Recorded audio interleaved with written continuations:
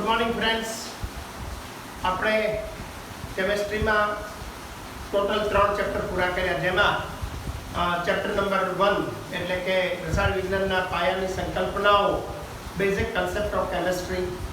બીજું ચેપ્ટર જે હતું એ સ્ટ્રક્ચર ઓફ એટમ એટલે કે પરમાણુનું બંધારણ, ઇલેક્ટ્રોન રચના. It was a heart of the chemistry એવું એક પ્રકરણ હતું. એવું જ એક આજે બીજું ચેપ્ટર શરૂ કરીએ, હાર્ટ ઓફ ધી કેમેસ્ટ્રી એટલે કે કાર્બનિક રસાયણ વિજ્ઞાનના પાયાના સિદ્ધાંતો. પાર્ટ 2 ની અંદર ચેપ્ટર નંબર 12 એ તમે જોજો, એ છે ટેક્સ્ટ બુકની અંદર પાર્ટ 2 માં.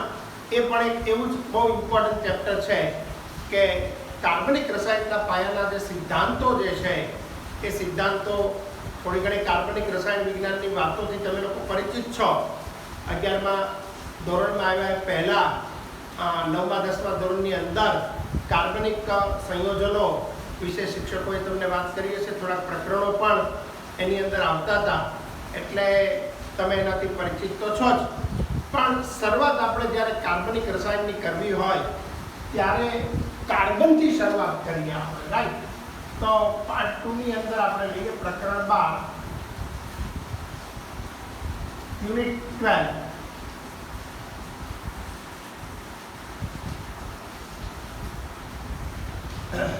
તો શરૂઆત આપણે કેટલાક કાર્બનિક રસાયણ વિજ્ઞાનના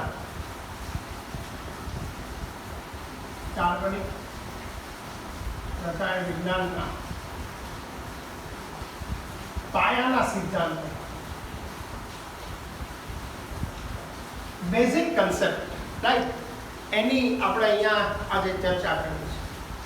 તો તમે લોકો કાર્બનિક રસાયણ ભણી તો ગયા છો, પણ શરૂઆત આપણે આજે અહીંથી કરીએ. ઇલેક્ટ્રોન રચના ભણી ગયા પછી આપણને બેઝિક પ્રશ્નો કોઈ પૂછે તો ખ્યાલ હોવો જોઈએ, આવડવો જોઈએ કે કાર્બન એટલે શું. What is carbon? કાર્બન કોને કહેવાય? કાર્બનિક સંયોજનોની વાત પછી કરીએ, પણ કાર્બન એટલે શું? તો કાર્બનનો અર્થ એવો થાય કે કાર્બન એ 4 સંયોજકતા ધરાવતું તત્વ છે. કાર્બનની જો વ્યાખ્યા રસાયણ વિજ્ઞાનની દ્રષ્ટિએ આપવી હોય તો કઈ રીતે આપી શકાય? તો કાર્બન એ બીજું કાંઈ નથી કે કાર્બન એ 4 સંયોજકતા ધરાવતું તત્વ છે. એવો કોઈ સવાલ પૂછે કે તમે કાર્બનિક રસાયણ ભણો છો, પણ કાર્બન કોને કહેવાય? તો ઘણા એવું કે કાર્બન છે કોલસો છે. કાર્બનના 2 સ્વરૂપો છે, હીરો અને ગ્રેફાઇટ, બરાબર? પણ એવી રીતે નહીં. અહીંયા કાર્બન એટલે શું? રસાયણ વિજ્ઞાનની દ્રષ્ટિએ જો આપણે કહીએ તો કાર્બન એ 4 સંયોજકતા ધરાવતું તત્વ છે. કેવું છે? 4 સંયોજકતા ધરાવતું તત્વ છે, રાઈટ? કાર્બનના બાહ્યતમ કોષમાં કેટલા ઇલેક્ટ્રોન છે? 4. 1 2 3 અને 4. એની વાત કરીએ આપણે. પરમાણુ ક્રમાંક કેટલો છે? એનો 6. ઇલેક્ટ્રોન રચના શું આવશે? 2s2 2p2. તો બાહ્યતમ કોષમાં કાર્બનમાં કેટલા ઇલેક્ટ્રોન છે મિત્રો? 4. માટે 4 સંયોજકતા ધરાવતું તત્વ છે. કાર્બનિક રસાયણનો ઉપયોગ, કાર્બન એ આમ તો એનો એક અદ્વિતીય ગુણધર્મ છે કેટેનેશનનો. કેટેનેશનનો મતલબ એવો થાય મિત્રો કે એક કાર્બન પરમાણુ સાથે ઘણા બધા બીજા કાર્બન પરમાણુઓ જોડાય અને લાંબી શૃંખલા, તદુપરાંત શાખા, ઉપશાખા ધરાવતા ઘણા બધા સંયોજનો બનાવે, રાઈટ? તો એ કેટેનેશન ગુણધર્મને કારણે કાર્બનિક સંયોજનોનું જે ક્ષેત્ર છે એ બહુ વિશાળ ક્ષેત્ર બની ગયું, બહુ મોટું ક્ષેત્ર બની ગયું. અને લગભગ બસ બહુ જૂનું નથી. કાર્બનિક રસાયણ વિજ્ઞાન જે છે એ 200 વર્ષ જૂનું છે.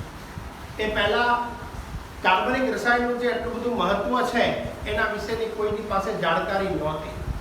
જ્યારથી કાર્બનિક રસાયણનો ઉપયોગ વ્યવહારમાં થવા માંડ્યો, તમે ઘણીવાર માનો કે કાર્બનિક રસાયણનો ઉપયોગ કેટલો બધો છે. એક સિમ્પલ જ ઉદાહરણ હું તમને આપું અહીંયા, તો પેટ્રોલ અને ડીઝલ એ કાર્બનિક સંયોજન છે. ઘણીવાર તમે માનો કે સરકાર કાલથી એમ કે ભાઈ પેટ્રોલ અને ડીઝલ નહીં મળે, તો તમે કલ્પના કરો શું થઈ શકે? તો પહેલાં તો સવારના આપણા ઘરે દૂધ કે શાકભાજી જ ન આવે, રાઈટ? આપણે ક્યાંય જઈ ન શકીએ, ક્યાંય બીજા કોઈ આપણે ત્યાં આવી ન શકીએ. તમે અત્યારે આ સમયની અંદર આપણે બધા જોઈએ તો પેટ્રોલ અને ડીઝલનો કેટલો બધો ઉપયોગ આપણે કરી રહ્યા છીએ, રાઈટ? તો અહીંયા કાર્બનિક સંયોજનો જે છે એનો બહુ બહોળો ઉપયોગ છે. જૈવિક રસાયણની અંદર પણ દાખલા તરીકે કેટલા બધા પ્રોટીન છે, એક ઓર્ગેનિક કમ્પાઉન્ડ છે, કાર્બોહાઈડ્રેટ છે ઓર્ગેનિક કમ્પાઉન્ડ છે, ડીઓક્સીરિબોઝ ન્યુક્લિક એસિડ ડીએનએ પણ ઓર્ગેનિક છે, બરાબર? તો આ બધાનું સંશ્લેષણ થઈ અને ઘણા બધા બીજા કાર્બનિક સંયોજનો પણ બની શકતા હોય છે. પ્રોટીનનું સંશ્લેષણ થાય, બરાબર, તો એમાંથી પણ બીજા ઘણા બધા કાર્બનિક સંયોજનો મળી શકે. ઘણા બધા કાર્બોહાઈડ્રેટ છે, સુક્રોઝ છે, ગ્લુકોઝ છે, ફ્રુક્ટોઝ છે, રાઈટ, ગેલેક્ટોઝ છે. તો આ બધા કાર્બનિક સંયોજનો આપણું જીવન ચલાવવા માટે થઈને બહુ અગત્યના ઘટકો છે. વિટામિન્સ છે, હોર્મોન્સ છે, this all are organic compounds. તમે એક વિચાર કરો કે આ કાર્બનિક રસાયણ વિજ્ઞાન સાથે આપણે કેટલો બધો ગાઢ સંબંધ છે. કઈ રીતે સમજાવું તમને? સવારે ઉઠીને તમે બ્રશ કરશો તો ટૂથબ્રશ જે છે એ ટૂથબ્રશ કાર્બનિક સંયોજનમાંથી બને છે. નંબર 2 કે ટૂથપેસ્ટ જે છે એમાં પણ કાર્બનિક સંયોજનોનો ઉપયોગ થાય છે. ત્યાર પછી આપણે ટૂથબ્રશ કરીને સ્નાન કરીએ તો સાબુ છે કાર્બનિક સંયોજનમાંથી બને. ત્યારબાદ આપણે ચા પાણી નાસ્તો કરીએ, ચા પીએ, દૂધ પીએ, કોફી પીએ તો ચાની અંદર tannin, caffeine, these all are organic compounds. દૂધમાં જે પ્રોટીન છે એ પણ કાર્બનિક સંયોજન છે, રાઈટ? ત્યાર પછી આપણે નાસ્તો કરીએ, જમીએ છીએ, બરાબર, તો એ બધામાં કાર્બોહાઈડ્રેટ આવે, વિટામિન આવે, એમિનો એસિડ્સ આવે, this all are organic compounds. તદુપરાંત તમે સ્કૂલે જાઓ તો સાયકલ દ્વારા જાઓ તો સાયકલના ટાયર છે એ કાર્બનિક સંયોજનમાંથી બને. સ્કૂટરમાં જાઓ તો પેટ્રોલ છે એ કાર્બનિક સંયોજન છે. બસમાં જાઓ તો ડીઝલ છે એ કાર્બનિક સંયોજન છે, રાઈટ? આપણે કપડાં પહેરીએ છીએ, ટેરિલિન, ટેરિકોટન, બરાબર, પોલિએસ્ટર, તો this all are organic compounds. આ બધા કાર્બનિક સંયોજનો છે. તો કાર્બનિક સંયોજનોનો ઉપયોગ હું તમને સમજાવી રહ્યો છું. એમાં તમે જો તો ડગલે ને પગલે બહુ વિપુલ માત્રામાં આપણે એનો ઉપયોગ છે કરતા હોઈએ છીએ. તદુપરાંત માંદા પડીએ તો દવા પણ કાર્બનિક સંયોજનમાંથી બનેલી આપણે લઈએ છીએ અને સાજા થઈએ છીએ. તો આમ સવારથી શરૂઆત કરીને રાત સુધીમાં આપણે રાત્રે સૂઈએ ત્યારે પથારીમાંનું બેડશીટ પણ કાર્બનિક સંયોજનમાંથી બને, રાઈટ? તો તમે વિચાર કરો કે સવારથી તે રાત સુધીની મોટા ભાગની પ્રક્રિયા સાથે આ વિજ્ઞાન જે છે એ સંકળાયેલું છે. તો આપણને એવો કોઈ પ્રશ્ન પૂછે કે વોટ ઇઝ કાર્બન? કાર્બન એટલે શું? તો કાર્બન એ 4 સંયોજકતા ધરાવતું તત્વ છે. કાર્બન બીજું કાંઈ નથી. એ શું છે? 4 સંયોજકતા ધરાવતું તત્વ છે. એનો પરમાણુ ક્રમાંક કેટલો છે? 6. Helium 2s2 2f2p2. બાહ્યતમ કોષમાં 4 ઇલેક્ટ્રોન છે, બરાબર? આ એની ધરા અવસ્થાની ઇલેક્ટ્રોન નથી. કઈ થઈ? ધરા અવસ્થા, રાઈટ? તો ઘણા બધા વિજ્ઞાનીઓએ આ કાર્બનિક સંયોજન અને જેમાંથી કુદરતી જે સ્ત્રોત હતો એમાંથી મેળવ્યા અને એમાંથી એનું તમે તો જાણો છો વિભાગીય નિષેધન કરી અને બીજા ઘણા બધા સંયોજનો જે છે એ પ્રાપ્ત થઈ શક્યા. એ તમે અગાઉના ધોરણમાં ભણી ગયા છો. તદુપરાંત અકાર્બનિક સંયોજનમાંથી પણ બનાવી શકાય. એમોનિયમ સાયનેટમાંથી સૌપ્રથમ યુરિયા નામનું સંયોજન છે એ બનાવવામાં આવ્યું. કાર્બન એ ઉત્તેજિત સ્થિતિમાં બંધ છે એ બનાવે. આ ધરા અવસ્થાની ઇલેક્ટ્રોન રચના છે, રાઈટ? તો ઉત્તેજિત અવસ્થાની ઇલેક્ટ્રોન રચના જે છે આ કઈ અવસ્થા કહેવાય? ધરા અવસ્થા અથવા તો ભૂમિ અવસ્થાની ઇલેક્ટ્રોન રચના. તો ધરા અવસ્થામાં હું કહીશ કે અહીંયા ઇલેક્ટ્રોન રચના આ પ્રમાણે થાય: હિલિયમ 2s2 2px1 2py1 અને 2pz1. આ પ્રમાણે લઈ, આ 2px છે, આ 2py છે, આ 2pz છે. તો આ રીતે થશે. અને અહીંયા 2s2 એને હું આ રીતે લખી નાખું, રાઈટ? આ 2s2. તો આ ધરા અવસ્થાની ઇલેક્ટ્રોન રચના થઈ. કઈ ઇલેક્ટ્રોન રચના થઈ? ધરા અવસ્થાની, રાઈટ? પણ ઉત્તેજિત અવસ્થા એટલે શું સમજાવું પહેલા હું તમને. તો ઉત્તેજિત અવસ્થાનો અર્થ એવો થાય અહીંયા કે કાર્બન જે છે એ કાર્બન ધરા અવસ્થામાં 2 જ અયુગ્મિત ઇલેક્ટ્રોન ધરાવે છે. કાર્બન એ અન્ય કાર્બન પરમાણુ અથવા તો હાઇડ્રોજન છે અથવા તો સલ્ફર છે, ઓક્સિજન છે, એ બધા સાથે સહસંયોજક બંધ બનાવે. કયો બંધ બનાવે? સહસંયોજક. રાઈટ. તો આમાંથી એક ઇલેક્ટ્રોન ઉત્તેજિત થઈ અને 2pz કક્ષકમાં દાખલ થાય. આ રીતે આની અંદર એક ઇલેક્ટ્રોન આમ રહેશે. સમજાવું તમને આ પ્રમાણે. આ 2s થઈ ગયું, આ 2px થઈ ગયું, આ 2py થઈ ગયું અને આ 2pz થઈ ગયું. બરાબર. તો ઉત્તેજિત અવસ્થામાં બંધ બનાવશે. કાર્બન છે કઈ અવસ્થામાં બંધ બનાવે છે? ઉત્તેજિત અવસ્થામાં. બરાબર. ધરા અવસ્થામાં 2 જ અયુગ્મિત ઇલેક્ટ્રોન ધરાવે છે. ઉત્તેજિત અવસ્થામાં કેટલા અયુગ્મિત ઇલેક્ટ્રોન ધરાવે છે? 4. તો એ ઉત્તેજિત અવસ્થામાં બંધ બનાવે. ઉત્તેજિત અવસ્થાનો એક સિદ્ધાંત છે જે અહીંયા નથી આવ્યો, પણ હું તમને સમજાવું કે ઉત્તેજિત અવસ્થા એટલે શું.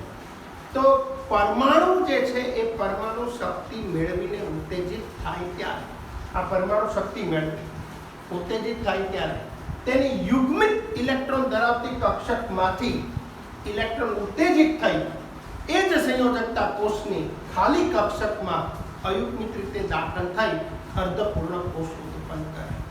પૌલિંગ નામના વૈજ્ઞાનિકે આ સિદ્ધાંત આપ્યો. ઉત્તેજિત અવસ્થાનો જે સિદ્ધાંત છે એને હું આ રીતે બતાવું.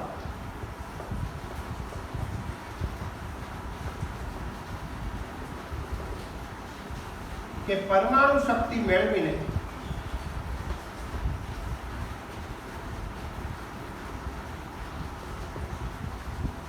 ઉત્તેજિત થાય ત્યારે તેની યુગ્મિત ઇલેક્ટ્રોન ધરાવતી કક્ષકમાંથી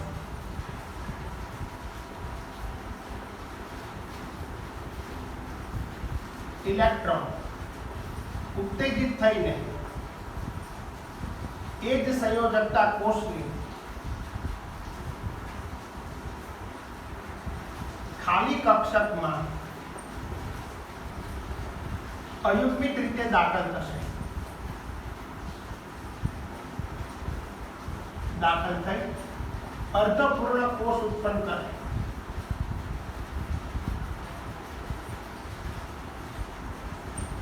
બરાબર. એ જ સંયોજકતા કોષની જે ખાલી કક્ષક છે, બરાબર ને, એની અંદર દાખલ થશે અને અર્ધપૂર્ણ કોષ ઉત્પન્ન કરે. આખો કોષ કેવો થઈ ગયો? અર્ધપૂર્ણ થઈ ગયો. દરેકમાં એક અયુગ્મિત ઇલેક્ટ્રોન છે. જોઈ લો 2 મિનિટ.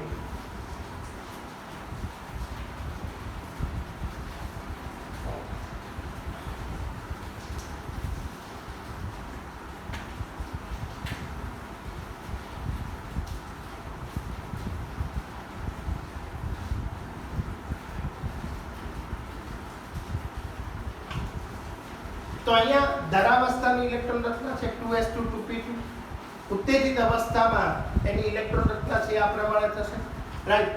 કે એક ઇલેક્ટ્રોન ઉત્તેજિત થઈ એટલે કે તેની યુગ્મિત ઇલેક્ટ્રોન ધરાવતી કક્ષકમાંથી ઉત્તેજિત થઈ અને જે ખાલી કક્ષક છે, કઈ ખાલી કક્ષક છે? 2pz, એમાં દાખલ થશે અને અર્ધપૂર્ણ કોષ ઉત્પન્ન થશે. રાઈટ. તો પરમાણુ શક્તિ મેળવીને ઉત્તેજિત થાય ત્યારે તેની યુગ્મિત ઇલેક્ટ્રોન ધરાવતી કક્ષકમાંથી ઉત્તેજિત થઈ એ જ સંયોજકતા કોષની, એટલે સંયોજકતા કોષ બીજો, ખાલી કક્ષકમાં અયુગ્મિત રીતે દાખલ થઈ અર્ધપૂર્ણ કોષ ઉત્પન્ન કરે. રાઈટ.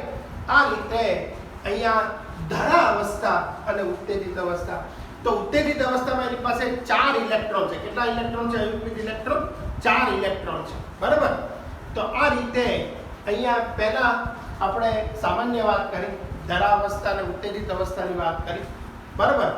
તો હવે સૌપ્રથમ કાર્બનિક સંયોજન જે છે એ 1828માં વોલર નામના વિજ્ઞાનીએ બનાવ્યું. એમોનિયમ સાયનેટોમાંથી, NH4CNO માંથી બનાવ્યું. બરાબર. તો એની વાત કરીએ આપણે.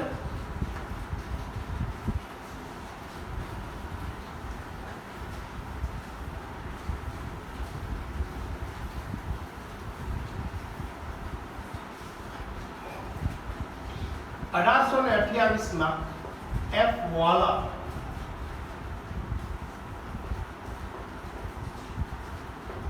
નામના વિજ્ઞાનીએ NH4CNO એમોનિયમ સાયનેટ એમાંથી યુરિયા બનાવ્યું, NH2CO NH2. બરાબર. આવું યુરિયા નામનું સંયોજન બને. બરાબર. તો એફ વોલરે આ એક પ્રયોગ કર્યો. આને કહેવાય એમોનિયમ સાયનેટ.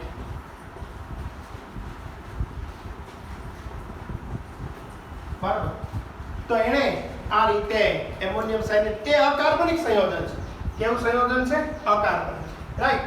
તો અકાર્બનિક સંયોજનમાંથી કાર્બનિક સંયોજન જે છે એ બનાવવામાં આવ્યું. NH4CnO આ ગરમીની નિશાની છે. એફ વોલર નામના એફ વોલરે બરાબર એફ વોલરે સૌપ્રથમ આવું સંયોજન જે છે એ બનાવવાનો પ્રયત્ન કર્યો અને એમાં એ સફળ થયા કે અકાર્બનિકમાંથી કાર્બનિક સંયોજન જે છે એ કઈ રીતે બનાવી શકાય. તો હવે મૂળ વાત ઉપર આવીએ કે કાર્બન એટલે શું એ મેં તમને વાત કરી. તો હવે આપણે આવીએ કાર્બનિક સંયોજન એટલે શું, કોને કહેવાય? What is organic compound? તો કાર્બન સાથે હાઇડ્રોજન જોડાયેલા હોય, ઓક્સિજન જોડાયેલા હોય, સલ્ફર જોડાયેલા હોય, બીજા કાર્બન પરમાણુ જોડાયેલા હોય, બરાબર, એવા ઘણા બધા સંયોજનો છે. તો આવા બધા સંયોજનોને કાર્બનિક સંયોજનો તરીકે ઓળખવામાં આવે છે. તો જે સંયોજનોમાં કાર્બન અને હાઇડ્રોજન આવેલા હોય એવા બધા જ સંયોજનોને કાર્બનિક સંયોજન કહેવાય. કાર્બન આવેલા હોય ને કહેવાય. તદુપરાંત મોટે ભાગે એવા સંયોજનો છે કે જેમાં કાર્બન અને હાઇડ્રોજન તો હોય. ટૂંકમાં જે સંયોજનોમાં મુખ્યત્વે કાર્બન આવેલા હોય એવા બધા જ સંયોજનો કાર્બનિક સંયોજનો તરીકે ઓળખાય.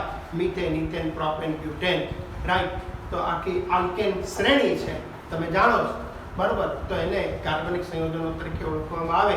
ઇથેનોલ છે, મિથેનોલ છે, એસેટિક એસિડ છે, પ્રોપેનોઇક એસિડ છે, બ્યુટેનોઇક એસિડ છે, તો કાર્બોક્સિલિક એસિડ છે, આલ્કોહોલ છે. This all are organic compound. બરાબર. તો આ બધા કાર્બનિક સંયોજનો તરીકે એને ઓળખી શકાય. રાઈટ. તો સૌપ્રથમ અકાર્બનિક સંયોજનમાંથી કાર્બનિક સંયોજન જે છે એ મેળવવામાં આવ્યું. તો આઈ થિંક ટેક્સ્ટ બુકની અંદર તમે જોશો તો પેજ નંબર હું તમને બતાવું અહીંયા પાર્ટ 2 માં 326 ઉપર કાર્બનિક રસાયણના પાયાના સિદ્ધાંતો એવી અહીંયા કેટલીક વાતો લખી છે. એ એક લર્ન તમે કરી જાય, નજર તમે એની અંદર ફેરવી જાઓ, પછી આપણે કાર્બનની ચતુર્સંયોજકતાની વાત કરીએ. ઓકે.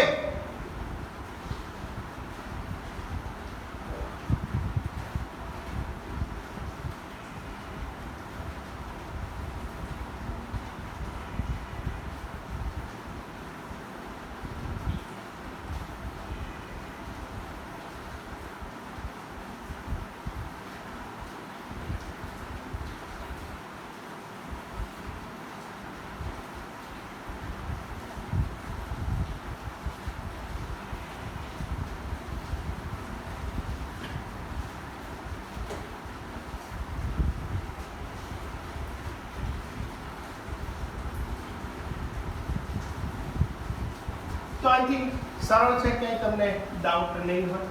આપણે આગળ જઈએ.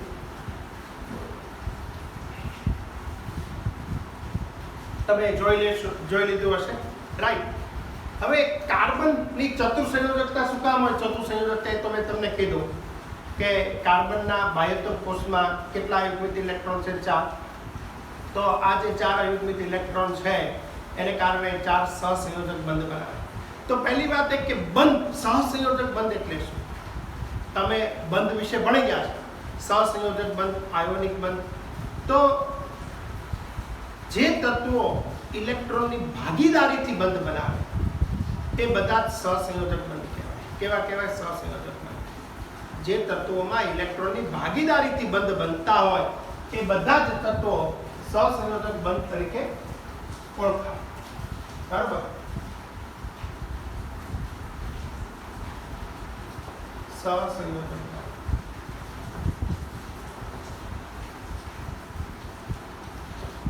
જે તત્વોના પરમાણુઓ ઇલેક્ટ્રોનની ભાગીદારીથી બંધ બનાવે તેવા તત્વોને, તેવા સંયોજનોને, અથવા તો ભાગીદારીથી બંધ બનાવે તેવા સંયોજનોમાં સહસંયોજક બંધ છે તેમ કહેવાય. બરાબર. ઇલેક્ટ્રોનની ભાગીદારીથી બનતો બંધ. તો અહીંયા દાખલા તરીકે હું આમ લઉં કે CH4 લઉં અથવા CCl4 લઉં, તો અહીંયા કાર્બન જે છે એની પાસે 4 અયુગ્મિત ઇલેક્ટ્રોન છે. દરેક હાઇડ્રોજન પાસે પણ એક અયુગ્મિત ઇલેક્ટ્રોન છે ને? આપણે ભણી ગયા, ઇલેક્ટ્રોન રચના ભણી ગયા, બરોબર? તો એ સહસંયોજક બંધ બનાવે, ઇલેક્ટ્રોનની ભાગીદારીથી બનતો બંધ, રાઈટ? આ જે છે એ ઇલેક્ટ્રોનની ભાગીદારી બતાવે. શું બતાવે છે? ઇલેક્ટ્રોનની ભાગીદારી. બે પરમાણુના એક ઇલેક્ટ્રોનની ભાગીદારી થાય એટલે એક સહસંયોજક બંધ બને. કેટલા બને? એક સહસંયોજક બંધ બને, રાઈટ? તો આ રીતે 4 સહસંયોજક બંધ બનાવશે આ પ્રમાણે CH4.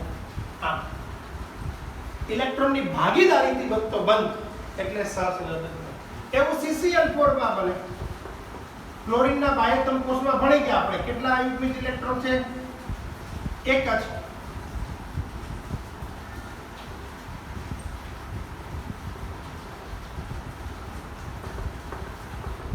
બરાબર? ક્લોરીનના બાહ્યતમ કોષમાં એક અયુગ્મિત ઇલેક્ટ્રોન છે. ઇલેક્ટ્રોન રચના હું તમને લખી દઉં. Cl પરમાણુ ક્રમાંક 17 નિયમ શું આવશે? 3s2 3px2 3py2 અને 3pz1. આ અયુગ્મિત ઇલેક્ટ્રોન જે છે એ ભાગીદારી કરે, બરાબર? 3pz કક્ષકમાં રહેલો જે અયુગ્મિત ઇલેક્ટ્રોન છે એ ઇલેક્ટ્રોન ભાગીદારી કરશે. તો મિથેનની અંદર કાર્બન ટેટ્રાક્લોરાઇડ, ટૂંકમાં કાર્બન પાસે 4 અયુગ્મિત ઇલેક્ટ્રોન છે, એ બીજા 4 પરમાણુ સાથે ઇલેક્ટ્રોનની ભાગીદારી કરી આ રીતે સહસંયોજક બંધ બનાવે. એક બંધ બનાવવા માટે 2 ઇલેક્ટ્રોનની જરૂર પડે, રાઈટ? તો આ બધા સહસંયોજક બંધ કહેવાય. કાર્બન અને ઓક્સિજન આપણે લઈએ.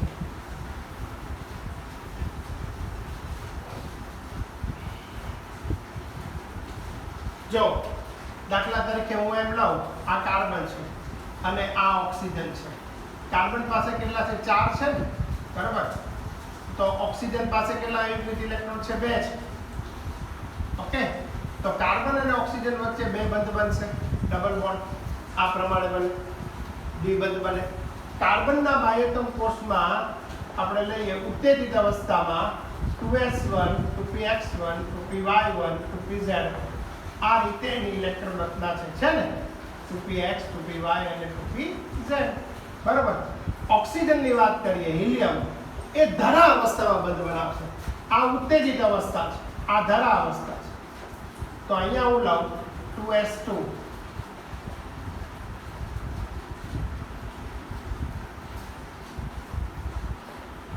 2px2 2py1 અને 2pz1, બરાબર? 2 2 4.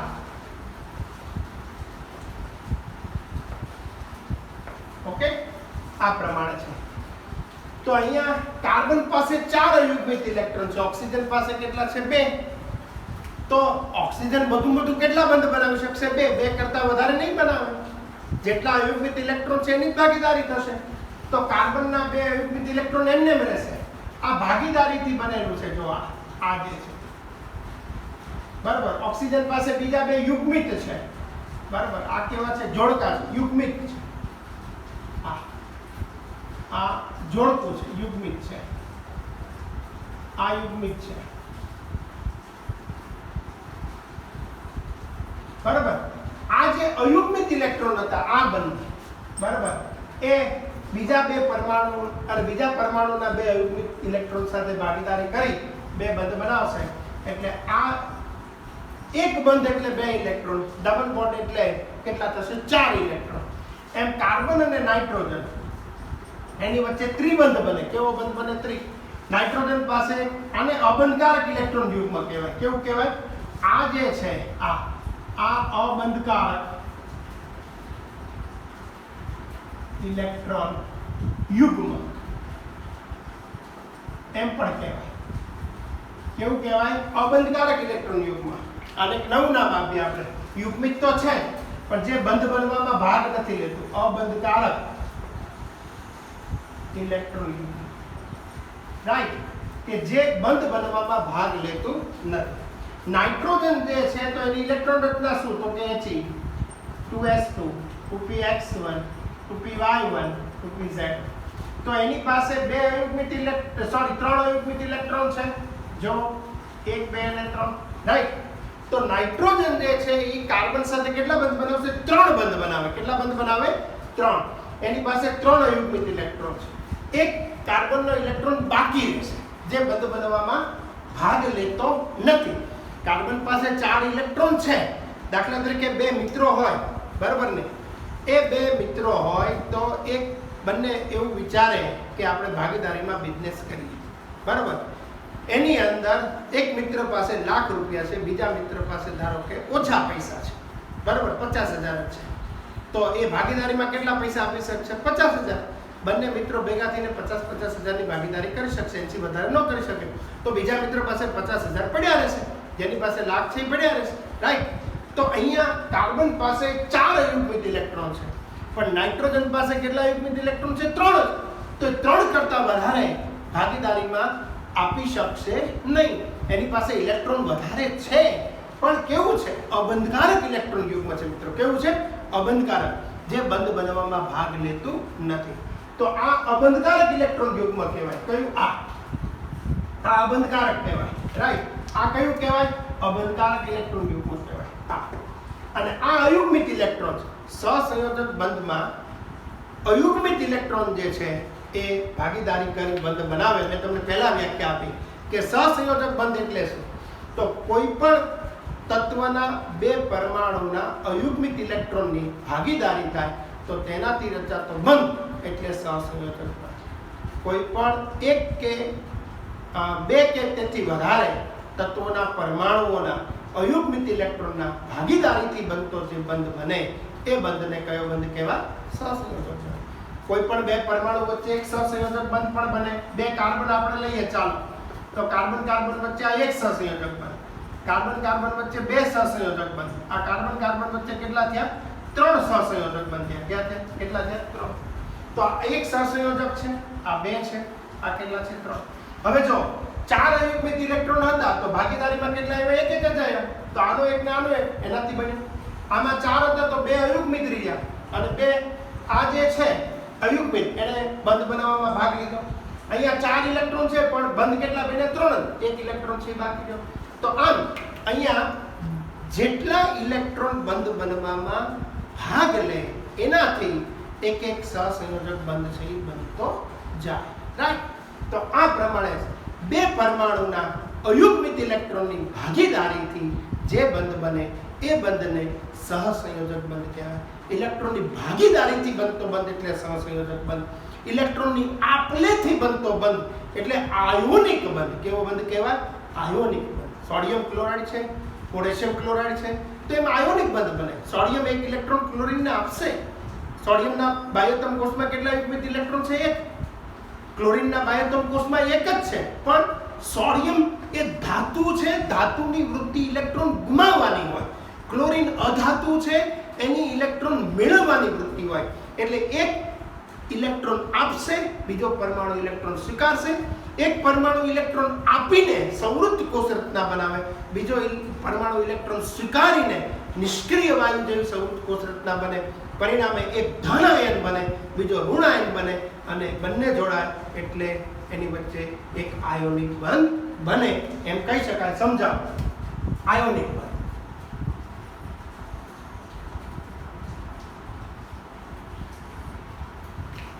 તો આયોનિક બંધ બે તત્વના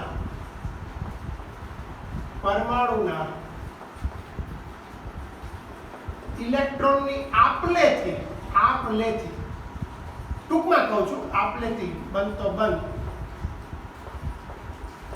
એટલે આયોનિક બંધ. કયો બંધ કહેવાય? આયોનિક બંધ કહેવાય, બરાબર?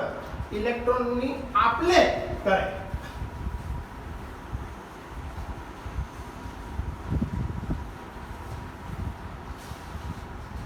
બંધ લખી દો તમે, આયોનિક બંધ, રાઈટ? આ પ્રમાણે દાખલા તરીકે સોડિયમ લઈએ, પરમાણુ ક્રમાંક 11, નિયોન 3s1, ક્લોરીન લઈએ 17, નિયોન 3s2, 3px2, 3py2 અને 3pz1, રાઈટ? તો સોડિયમ છે એક ઇલેક્ટ્રોન આપવો છે અને +1 બની જાય. બાહ્યતમ કોષમાં રહેલો એક ઇલેક્ટ્રોન સરળતાથી આપશે. શું કામ? નિષ્ક્રિય વાયુ જેવી સંવૃત કોષ રચના પ્રાપ્ત કરે. અથવા તો ધાતુ છે, ધાતુની વૃત્તિ કેવી છે? ઇલેક્ટ્રોન પ્રદાન કરવાની, દાનેશ્વરી છે. આવર્ત કોષ્ટકમાં પણ બે પ્રકારના તત્વો છે, ધાતુ અને અધાતુ. બીજા છે અર્ધ ધાતુ પણ છે. તો ધાતુની વૃત્તિ ઇલેક્ટ્રોન આપવાની છે, અધાતુની વૃત્તિ કેવી છે? ઇલેક્ટ્રોન સ્વીકારવાની છે. રાઈટ. તો આની ઇલેક્ટ્રોન રચના કેવી થાય? Neon 3s0. રાઈટ. એ આપે કોને આપે? તો આ ક્લોરીન છે, અધાતુ છે, એની વૃત્તિ કેવી છે? ઇલેક્ટ્રોન મેળવવાની. રાઈટ. તો એ દાખલા તરીકે ક્લોરીન લો 17, તો એની ઇલેક્ટ્રોન -1 બની જાય. નિયોન શું આવશે? 3s2, 3px2, 3py2 અને 3pz2 થઈ ગયું. અહીંયા જો 2 થઈ ગયું, બરાબર ને? અહીંયા z1 હતું, હવે કેવું થઈ ગયું? 2. તો અથવા તો આમ લખી શકું Cl -17 નિયમ, અથવા તો આર્ગન જેવી થઈ જાય 3s2 3p6. તો કોના જેવી રચના બની? આર્ગન. રાઈટ. તો આ આયોનિક બંધ બન્યો, Na+ વત્તા Cl NaCl. તો આ કયો બંધ બન્યો? આયોનિક બંધ કહેવાય. કેવો કહેવાય? આયોનિક બંધ. રાઈટ. ઇલેક્ટ્રોનની આપલેથી બનતો બંધ એટલે આયોનિક. આ તો મેં એક્સ્ટ્રા શીખવાડ્યું, અહીંયા કંઈ જરૂર નથી, પણ જ્યારે સહસંયોજક બંધ ભણાવું ત્યારે મતલબ તમને આયોનિક બંધ ભણાવવામાં કંઈ વાંધો નથી. રાઈટ. તમને ડિફરન્સ ખબર પડે.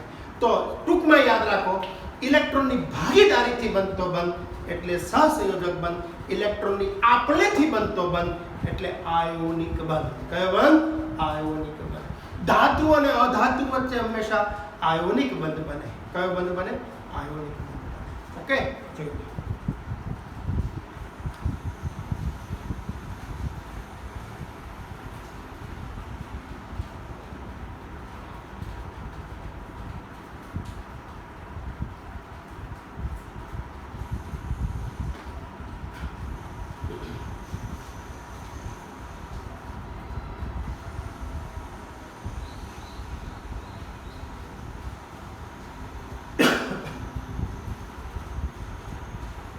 તો અહીંયા વાત તો આપણે કાર્બનની ચતુસંયોજકતામાંથી આ વાત આખી નવી આવી આપણી સામે કે કાર્બન એ 4 સંયોજકતા ધરાવતું તત્વ છે. Carbon is a tetravalent element. Right. એ 4 સંયોજકતા ધરાવતો તત્વ છે. અને એટલા બીજી વાત એ કે એ કેટેનેશનનો ગુણધર્મ ધરાવે, એટલા માટે તો બહુ વિશાળ કાર્બનિક સંયોજન છે એ બન્યું. તમે પર્ટિક્યુલરલી કોઈ કેમિસ્ટ્રીમાં તે આગળ વધતું હોય, બરાબર ને, એને તમે પૂછો તો મોટે ભાગે એ બધાએ શેમાં? તો કે અકાર્બનિક રસાયણ, કાર્બનિક રસાયણ અને ફિઝિકલ કેમિસ્ટ્રી. રાઈટ. પણ મોટે ભાગે કાર્બનિક રસાયણમાં સ્પેશિયલાઇઝેશન હોય છે. એટલા માટે તમને થોડી એક્સ્ટ્રા વાત પણ કરું કે પર્ટિક્યુલરલી પ્યોર સાયન્સની અંદર જવું હોય તો એવા સંજોગોમાં કેમિસ્ટ્રીમાં જ તે મોટે ભાગે તમને વિદ્યાર્થીઓ માસ્ટર ડિગ્રી કે પીએચડી કરતા જોવા મળે. એનું એક કારણ એ છે. એનું કારણ એ એટલા માટે છે કે એનાથી જલ્દી નોકરી મળી જતી હોય છે. સંશોધન પણ વધારે માત્રામાં થઈ શકે છે, કારણ કે બહુ મોટું ફિલ્ડ છે. તમને ખબર હોય તો તેલિયા રાજાઓને 200 વર્ષ પહેલાં કોઈ ખબર નહોતી કે આની કિંમત શું છે. અત્યારે બ્લેક ગોલ્ડ તરીકે ઓળખાય. રાઈટ. તો આ દુબઈ છે, અબુધાબી છે, આ બધા જે આરબ કન્ટ્રીઝ છે એની અંદર બીજું કાંઈ તો હતું નહીં, એકલું ડેઝર્ટ જ હતું, રણ જ હતું.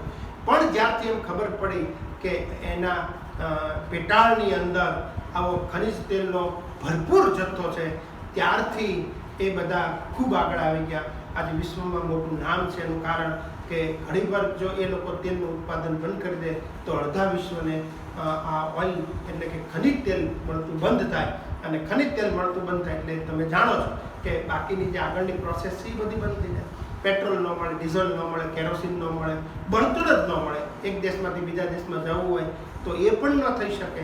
એક જગ્યાએથી એક દેશની કે બીજા દેશની વાત તો ક્યાં, ઘરેથી સ્કૂલે જવું તો આપણે સ્કૂટી માટે પેટ્રોલ જ ન હોય તો શું કરો તમે?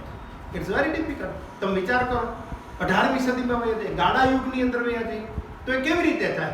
જીવવાનું મુશ્કેલ બની જાય. રાઈટ. તો ખરેખર તો તમને એમ થાય કે આ કલ્પના કરવી મુશ્કેલ છે જો પેટ્રોલ કે ડીઝલ ન હોય તો. રાઈટ. એટલે ખરેખર એવું બનવાનું નથી. તમારે જેવડો તો ત્યારથી હું સાંભળું છું કે આ વિશ્વની અંદર માત્ર 40 વર્ષ ચાલે તેટલો જ ખનિજ તેલનો જથ્થો છે, બરાબર. પણ એને તે આજે 20 વર્ષ થઈ ગયા તોય હજી એ જથ્થો તો ચાલુ જ છે, રાઈટ. મળે જ છે અને મળતો રહેશે. જો કે બહુ લાંબી પ્રક્રિયા તમે અગાઉના ધોરણમાં ભણ્યા છો, રાઈટ, કે આ જે ખનિજ તેલ બનવાની જે પ્રક્રિયા જે છે એ ઘણા બધા વર્ષો સુધી પૃથ્વીના પેટાળમાં જ્યારે આ બધી જૈવ રાસાયણિક પ્રક્રિયાઓ થતી હોય, રાઈટ, અને એમાંથી ખનિજ તેલ જે છે એ ખનિજ તેલ છે એ બનતું હોય છે, બરાબર. તો જૈવ રાસાયણિક પ્રક્રિયા છે, રાસાયણિક પ્રક્રિયાઓ છે, એ બધી થતી હોય. હવે એમાં આપણે હિસ્ટ્રીમાં નથી પડવું, પણ એવી બધી પ્રક્રિયાઓને આધારે ખનિજ તેલ જે છે એ બનતું હોય છે. એટલે ઘણા બધા વર્ષો લાગી જતા હોય છે, રાઈટ. તો આ પ્રમાણે એ ખનિજ તેલ જે ઉત્પાદન જે છે એ ઉત્પાદન જ્યારથી થવા માંડ્યું ત્યારથી આ બધા જે નાનકડા દેશો હતા એ ખૂબ આગળ આવી ગયા. અને અત્યારે તો કુવેતની અંદર આપણે કેમ અહીંયા પાણી માટે થઈ અને બોર ખોદીએ તો તરત જ પાણી નીકળે, એમ ત્યાં આગળ ઓઇલ નીકળે છે. અને એક સમય તેવો હતો, અત્યારે તો નથી, થોડા વર્ષો પહેલાંની વાત કરું તો ત્યાં પેટ્રોલ પંપ ઉપર જઈને તમારે કાર ઊભી જ રાખવાની હોય, સ્કૂટર તો જોવા જ ન મળે, કારણ કે પુષ્કળ પ્રમાણમાં પેટ્રોલ મળે, સસ્તું હોય, મફત જ આમ તો. એટલે આપણે કેમ પાણીના પરબ હોય એમ ત્યાં પેટ્રોલના પરબ હોય, એમ જેમ પેટ્રોલ મફતમાં પૂરી દેતા લોકો, ત્યાંની જનતા બધાને નહીં. એનીવે આ તો એક મને યાદ આવ્યું એટલા માટે મેં તમને કીધું કે હવે એને વર્ષો થઈ ગયા. અત્યારે કમ્પેરેટિવલી ત્યાં સસ્તું છે, પણ હવે પૈસા તો લે છે, રાઈટ. ઓકે, તો હવે આપણે આગળ જઈએ આની અંદર કે કાર્બનિક સંયોજનો જે છે એનો આપણે અભ્યાસ કરવો છે. એનો બેઝિક કન્સેપ્ટ જે છે ત્યાંથી આપણે શરૂઆત કરી કે કાર્બન શું છે, વોટ ઇઝ કાર્બન. આપણે આટલું બધું ભણ્યા પછી કોઈ આપણને એવું પૂછે કે કાર્બન એટલે શું, આપણે માથું ખંજવાળી કે કાર્બન એટલે કોલસો, ઘણા એવો જવાબ આપે, રાઈટ. કોલસો વાત સાચી છે, પણ રસાયણ વિજ્ઞાનની દ્રષ્ટિએ જો વ્યાખ્યા આપવી હોય તો આપણે એમ જ કહેવું પડે કે carbon is a tetravalent element. Carbon એ 4 સંયોજકતા ધરાવતું તત્વ છે, એમ જ આપણે સમજાવવું પડે, રાઈટ.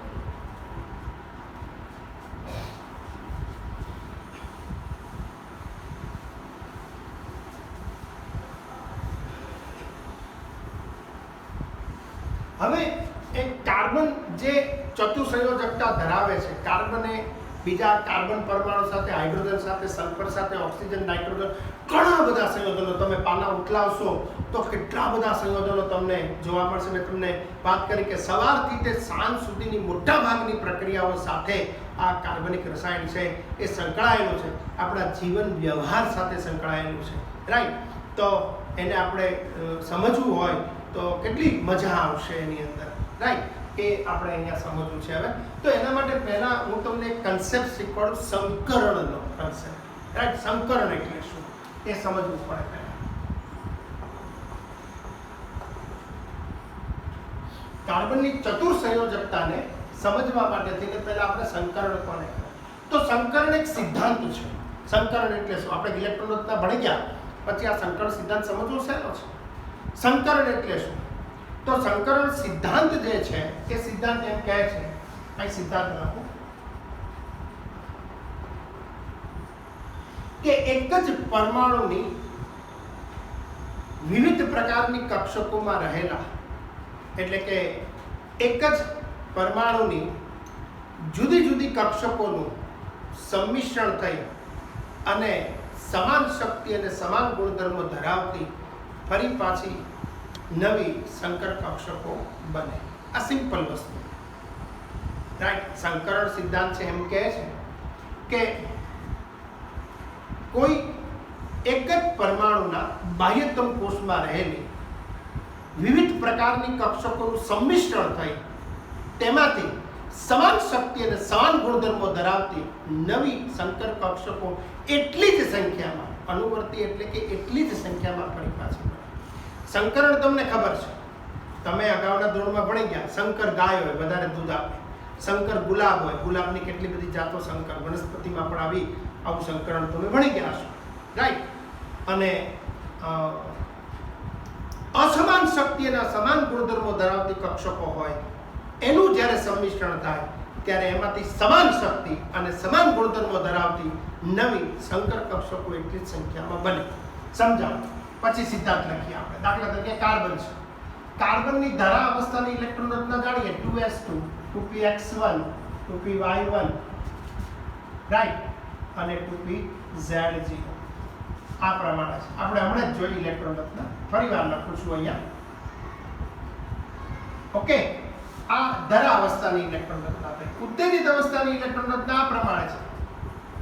હિલિયમ એક, મેં તમને આપણે સિદ્ધાંત ભણાવ્યો કે પરમાણુ શક્તિ મેળવીને, આ કાર્બનનો પરમાણુ જે શક્તિ મેળવશે, પરમાણુ શક્તિ મેળવીને તેની યુગ્મિત ઇલેક્ટ્રોન ધરાવતી કક્ષકમાંથી એક ઇલેક્ટ્રોન ઉત્તેજિત થઈને એ જ સંયોજકતા કોષની ખાલી કક્ષકમાં અયુગ્મિત રીતે દાખલ થશે. તો અહીંયા પરમાણુ શક્તિ મેળવીને આ પરમાણુ છે એને એનર્જી મળે ત્યારે તેની યુગ્મિત ઇલેક્ટ્રોન ધરાવતી કક્ષકમાંથી એક ઇલેક્ટ્રોન ઉત્તેજિત થઈને એ જ સંયોજકતા કોષની ખાલી કક્ષકમાં અયુગ્મિત રીતે દાખલ થઈ અર્ધપૂર્ણ કોષ ઉત્પન્ન કરે. પરમાણુ શક્તિ મેળવીને ઉત્તેજિત થાય, રાઈટ. ઉત્તેજિત અવસ્થાનો સિદ્ધાંત એ છે પરમાણુ શક્તિ મેળવીને ઉત્તેજિત થાય ત્યારે તેની યુગ્મિત ઇલેક્ટ્રોન ધરાવતી કક્ષકમાંથી એક ઇલેક્ટ્રોન ઉત્તેજિત થઈ અને એ જ સંયોજકતા કોષની, સંયોજકતા કોષ કયો છે? બીજો. અહીંયા 2s, અહીંયા 2p. એ જ સંયોજકતા કોષની ખાલી કક્ષકમાં અયુગ્મિત રીતે દાખલ થઈ અર્ધપૂર્ણ કોષ ઉત્પન્ન કરે. હા, હુનનો નિયમ લાગુ પડે, અહીંયા લાગુ પડે ને, ઊંધો ન દાખલ થાય. હુનનો નિયમ શું કહે છે? સમશક્તિ ધરાવતી કક્ષકોમાં ઇલેક્ટ્રોનના ધરાભ્રમણ સમાંતર અને અયુગ્મિત રીતે રહે તે રીતે તેની ઇલેક્ટ્રોન રચના બને. બરાબર? સમશક્તિ ધરાવતી કક્ષકોમાં ઇલેક્ટ્રોનના ધરાભ્રમણ સમાંતર અને અયુગ્મિત રહે તેવી રીતે તેની ઇલેક્ટ્રોન રચના છે બને. રાઈટ. તો અહીંયા યુગ્મિત ઇલેક્ટ્રોન ધરાવતી કક્ષકમાંથી ઇલેક્ટ્રોન ઉત્તેજિત થઈ એ જ સંયોજકતા કોષની ખાલી કક્ષકમાં અયુગ્મિત રીતે દાખલ થઈ અર્ધપૂર્ણ કોષ ઉત્પન્ન કરે. ઓકે, તો હવે સવાલ એ છે, અત્યારે ઓલરેડી 2s અને 2p, રાઈટ, 2s અને 2p કક્ષકોની શક્તિ જુદી જુદી છે, અસમાન શક્તિ ધરાવતી કક્ષકો છે. આવી અસમાન શક્તિ ધરાવતી કક્ષકોનું સંમિશ્રણ થાય ત્યારે એમાંથી સમાન શક્તિ અને સમાન ગુણધર્મો ધરાવતી નવી સંકર કક્ષકો બને. આ બંનેની શક્તિ જુદી છે, બંનેના ગુણધર્મો જુદા છે. મેં તમને કક્ષકો ભણાવી છે. S અને P કક્ષકોની શક્તિ જુદી છે, એના ગુણધર્મો પણ જુદા છે. તમે કલ્પના કરો એક ડબ્બો લો, એ ડબ્બાની અંદર S કક્ષક નાખો, એ ડબ્બાની અંદર P કક્ષક નાખો, ડબ્બાને કરજો બંધ કરીને પછી આપણે હલાવીએ, બરાબર? મિશ્રણ થઈ જાય. ડબ્બો ખોલીએ એટલે એક 2s હતી, 3 2p હતી, 4 કક્ષકો આની અંદર ઉમેરી અને ડબ્બાને ખોલીએ એટલે બીજી પાછી 4 કક્ષકો નીકળે એની અંદર. પણ પહેલા 2s અને 2p ના ગુણધર્મો કેવા હતા? જુદા જુદા. હવે જે કક્ષકો બનશે એના ગુણધર્મો કેવા થઈ જશે? સમાન થઈ જશે. બરાબર? આ બધી કક્ષકને સંકર કક્ષક કહેવાય. કેવી કહેવાય? સંકર કક્ષક કહેવાય. ઉદાહરણ આપું તમને. દાખલા તરીકે ઇન્ડિયન લેડી હોય અને યુરોપિયન જેન્ટલમેન હોય. હવે તમે મેચ્યોર થઈ ગયા છો એટલે તમને આ સમજણ પડે. તો ઇન્ડિયન લેડી, એની અંદર ઇન્ડિયનના સંસ્કાર છે. યુરોપિયન જેન્ટલમેન, એની અંદર યુરોપના સંસ્કાર છે. બંને લગ્ન ગ્રંથિથી જોડાય અને જોડાયા પછી એની પ્રજોત્પત્તિ થાય. તો આ પ્રજોત્પત્તિ કેવી હશે? તો કે ઇન્ડો યુરોપિયન. એ જે પ્રજોત્પત્તિ થશે, એનું જે બાળક થશે એની અંદર બંનેના સંસ્કાર હશે. ઇન્ડિયનના પણ હશે, યુરોપિયનના પણ હશે. એટલા માટે એને ઇન્ડો યુરોપિયન કીધું. તો આમ નવી જે પ્રજોત્પત્તિ ઉત્પન્ન થઈ જેમાં ઇન્ડિયન અને યુરોપિયન બંનેના સંસ્કાર છે, એવી જ રીતે અહીંયા નવી કક્ષકનો જન્મ થાય. એ જે સંકર કક્ષક છે એની અંદર S કક્ષકના ગુણધર્મ હશે, P કક્ષકના ગુણધર્મ હશે. તો આ રીતે એ સંકર કક્ષક તરીકે ઓળખાય. એવું સંકરણ જે છે એક S અને એક P કક્ષક વચ્ચે થાય તો એને sp સંકરણ કહેવાય. એક S અને 2 P કક્ષક વચ્ચે સંકરણ થાય તો એને sp2 સંકરણ કહેવાય. એક S અને 3 P કક્ષક વચ્ચેનું સંમિશ્રણ થાય અને એમાંથી સંકર કક્ષક બને તો એને sp3 સંકરણ કહેવાય. રાઈટ? તો આ રીતે સંકરણ સિદ્ધાંત જે છે એ સિદ્ધાંત એમ કહે છે, હું અહીંયા લખી દઉં તમને, કે એક જ પરમાણુની અસમાન શક્તિ અને असमान गुणधर्म धरावती कक्षकोનું સંમિશ્રણ થાય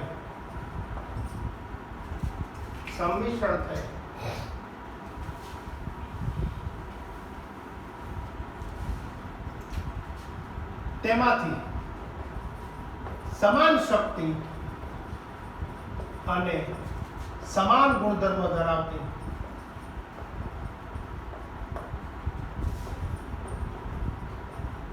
નવી જ સંકર કક્ષકો બને. નવી જ સંકર કક્ષકો તેટલી જ સંખ્યામાં અથવા અનુવર્તી કાઉન્સમાં લખી દો તેટલી જ સંખ્યામાં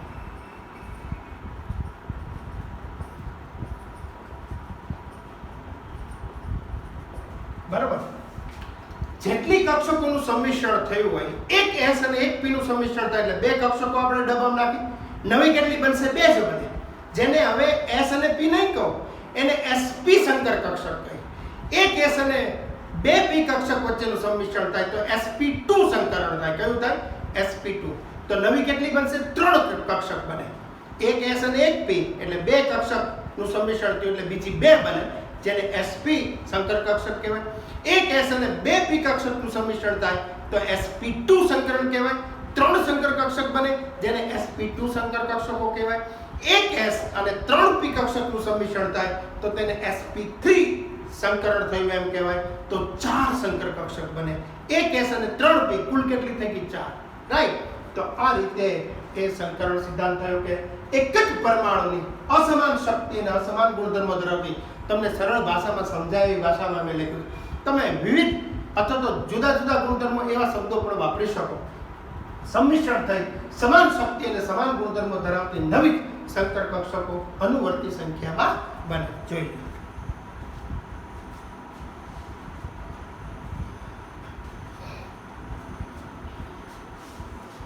ઓકે. તો આ સંકરણને આધારે સંકર કક્ષકો કેવી રીતે બને, એના આકાર કેવા હોય, એનો વચ્ચેનો બંધકોણ કેવો હોય એની ચર્ચા આપણે નેક્સ્ટ લેક્ચરમાં કરશું. Thank you.